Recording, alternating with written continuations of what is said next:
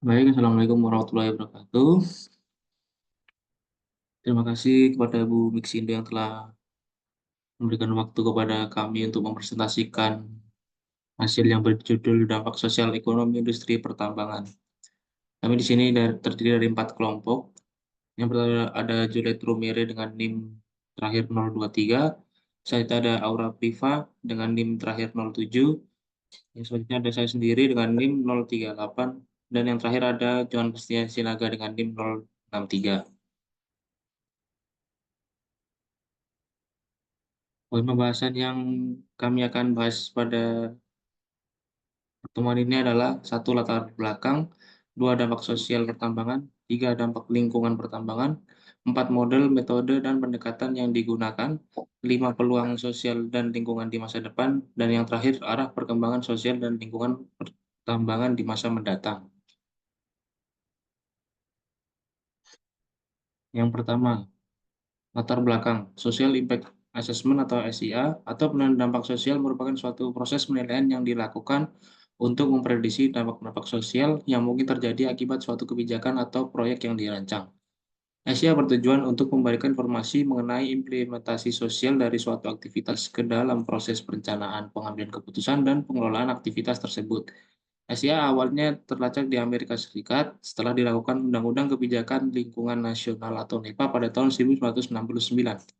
Titik balik perkembangan SIA terjadi pada penyidikan Berger di Kanada tahun 1974 sampai 1978 mengenai gas pipa di McNeff Valley. Penyelidikan ini pertama kali secara resmi mempertimbangkan dampak sosial proyek terhadap masyarakat setempat. Yang selanjutnya ada pada tahun 1980-an perkembangan Asia semakin cepat dan dibentuk Asosiasi Internasional untuk Penilaian Dampak atau yang disebut IAIA. Dengan konferensi internasional pertama mengenai SIA, saat ini banyak negara dan lembaga internasional yang mensyaratkan dilakukan SIA untuk proyek-proyek tertentu. ICGP pada tahun 1994 menerbitkan pedoman dan prinsip-prinsip SIA yang menjadi acuan utama dalam melakukan SIA. Pedoman ini menyakup tahapan-tahapan SIA mulai dari identifikasi alternatif hingga tahap monitoring. Dampak sosial pertambangan. Yang pertama, perubahan struktur masyarakat dan budaya lokal. Kegiatan pertambangan biasanya mengakibatkan masuknya tenaga kerja dari luar yang berbeda budaya dengan masyarakat lokal. Hal ini dapat mengaruhi interaksi sosial dan nilai-nilai berbudaya bermasyarakat setempat. Yang selanjutnya ada peningkatan jumlah penduduk. Kegiatan pertambangan sering diikuti dengan migrasi penduduk untuk memanfaatkan peluang ekonomi di sekitar tambang. Hal ini dapat memicu persoalan sosial baru seperti kedapatan penduduk, kriminalitas, prostitusi, dan konflik sosial. Yang selanjutnya ada pengangguran. Pengembangan pengembangan pertambangan dapat meningkatkan harapan masyarakat akan terciptanya lapangan kerja. Namun kenyataannya tidak semua dapat bekerja di pertambangan sehingga dapat menimbulkan pengangguran. Selanjutnya adalah dampak sosial pertambangan, ketimpangan pendapat, adanya peningkatan pendapat bagi sebagian masyarakat akibat bekerja di tambang dan menimbulkan iri dan permusuhan sosial. Selanjutnya ada konflik ketanahan, aktivitas penambangan seringkali memerlukan areal pertambangan yang luas, sehingga mengakibatkan pergusuran penduduk setempat ini dapat memicu lahan antar kelompok masyarakat. Selanjutnya ada gangguan kesehatan, aktivitas pertambangan dapat menyebabkan polusi udara, air, dan tanah yang berdampak pada peningkatan penyakit masyarakat setempat. Dan perubahan tata guna lahan. Lahan pertanian dan hutan dapat berubah fungsi jadi lahan pertambangan atau fasilitas penunjang tambang yang berdampak pada mata pencaharian masyarakat.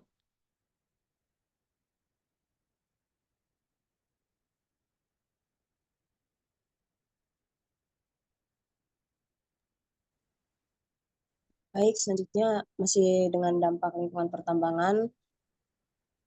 Di sini ada pencemaran air, di mana proses pertambangan dapat menyebabkan pencemaran air di sekitar wilayah tambang, baik air permukaan maupun air tanah. Hal ini dapat terjadi karena limpahan air tambang atau air yang terkontaminasi unsur kimia akibat aktivitas penambangan. Contoh unsur kimia yang sering ditemukan adalah logam berat seperti timbal, selenium, arsenik, dan serbuk. Seperti gambar yang di samping ini bisa kita lihat bahwa ini adalah salah satu contoh pencemaran air akibat adanya kegiatan penambangan. Berikutnya ada kerusakan lahan di mana kegiatan penambangan dapat berdampak pada kerusakan lahan di sekitar wilayah tambang. Hal ini dapat terjadi karena proses ekstraksi, proses pengolahan, pembuangan tailing, serta aktivitas pendukung lainnya seperti pembangunan fasilitas dan infrastruktur. Lahan menjadi rusak dan tidak subur untuk ditanami kembali. Contohnya seperti gambar yang di samping ini.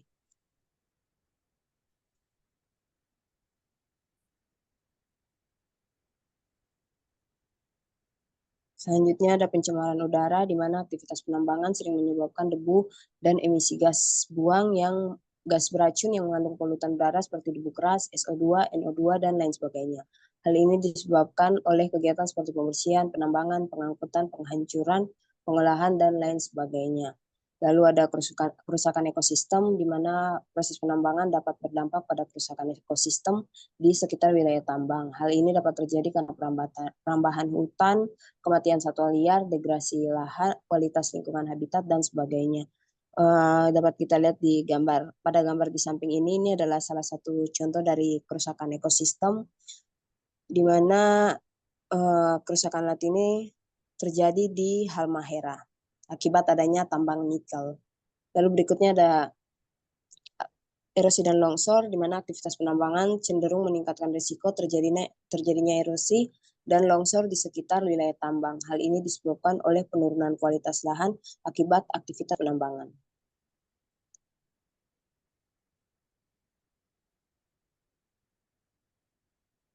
Saya akan diteruskan oleh rekan saya. Metode dan pendekatan yang digunakan dalam SIA. Model Way to Success Metode for Social Analysis in Developing Countries. Community Guide to SIA. Environmental Assessment Sourcebook. Salah satu model yang paling berpengaruh adalah Guidelines dan Principles for Social Impact Assessment yang dikembangkan oleh Inter-Organizational Committee on Guidelines and Principle for Social Impact Assessment pada tahun 1994. Pedoman ini mencakup prosedur prakondisi dan pasca review yang komprehensif untuk SIA. Metode Terdapat berbagai metode yang digunakan baik untuk pengumpulan data maupun analisis data, seperti checklist sederhana, wawancara terfokus, dan kelompok fokus, observasi partisipasif, konsultasi pemangku kepentingan, survei kuantitatif, pengumpulan data sekunder.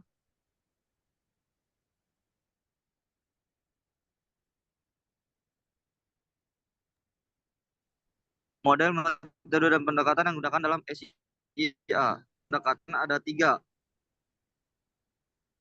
Tiga utama yang digunakan yaitu teknokratis, partisipatif, dan terpadu. Pendekatan terpadu dianggap paling baik karena mampu memanfaatkan keunggulan masing-masing pendekatan sebelumnya.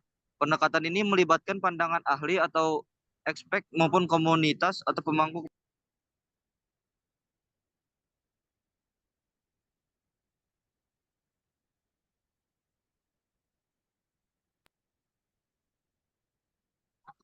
Peluang sosial dan lingkungan pertambangan di masa depan. Poin pertama, penilaian dampak sosial SIA memiliki peluang untuk membantu industri pertambangan dalam mewujudkan pembangunan berkelanjutan. SIA saat ini merupakan alat yang paling banyak digunakan untuk menangani dampak sosial dan mitigasi yang terkait dengan proses pengembangan tambang.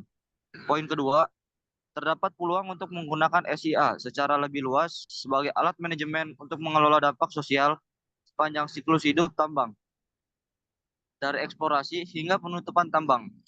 Hal ini dapat membantu mewujudkan manfaat jangka panjang bagi masyarakat yang terdampak. Poin ketiga, pendekatan SIA yang integratif yang melibatkan pandangan ahli dan masyarakat lokal dinilai mampu memprediksi dampak sosial dengan lebih baik. Pendekatan partisipasi perlu diterapkan untuk memahami dampak-dampak sosial yang dirasakan secara subjektif oleh masyarakat. Slide berikutnya dibacakan oleh teman saya.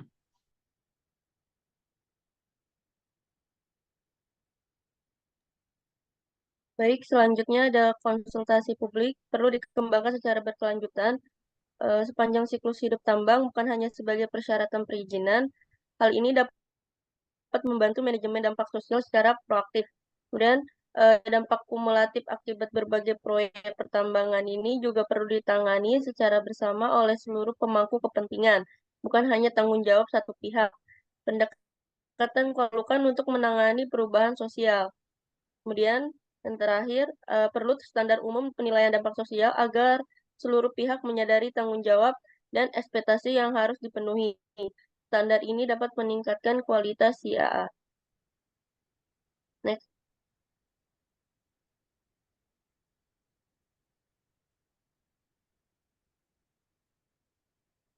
Kemudian ada arah perkembangan sosial dan lingkungan pertambangan di masa mendatang, yang dimana pendekatan partisipasi menjadi semakin penting dalam penilaian dampak sosial dan lingkungan. Tidak hanya sebagai proses formal untuk memperoleh perizinan, tetapi juga sebagai alat manajemen sepanjang siklus hidup proyek pertambangan. Kemudian yang kedua, diperlukan standar yang jelas tentang metode dan prosedur sosial dan lingkungan agar semua pihak mengerti tugas dan tanggung jawab masing-masing. Standar internasional perlu dikembangkan. Kemudian yang ketiga, ada dampak kumulatif dan juga proses perubahan sosial lainnya yang tidak berhubungan dengan pertambangan perlu menjadi perhatian bersama. Tidak hanya tanggung jawab satu pihak saja. Kemudian yang keempat, ada konsultasi publik bukan sekedar untuk memenuhi persyaratan izin, tetapi bagian dari strategi manajemen yang melibatkan seluruh pemangku kepentingan panjang siklus proyek. Proses konsultasi juga perlu dikembangkan menjadi bentuk partisipasi bersama dalam pengambilan keputusan. Kemudian yang kelima, ada kriteria signifikan terhadap dampak sosial perlu ditentukan secara lokal di setiap proyek dengan melibatkan masyarakat setempat. Kemudian yang terakhir itu ada penilaian dampak dilakukan sejak tahap eksplorasi, bukan hanya ketika proyek beroperasi.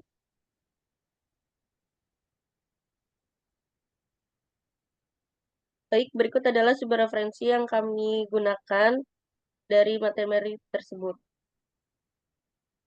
Next.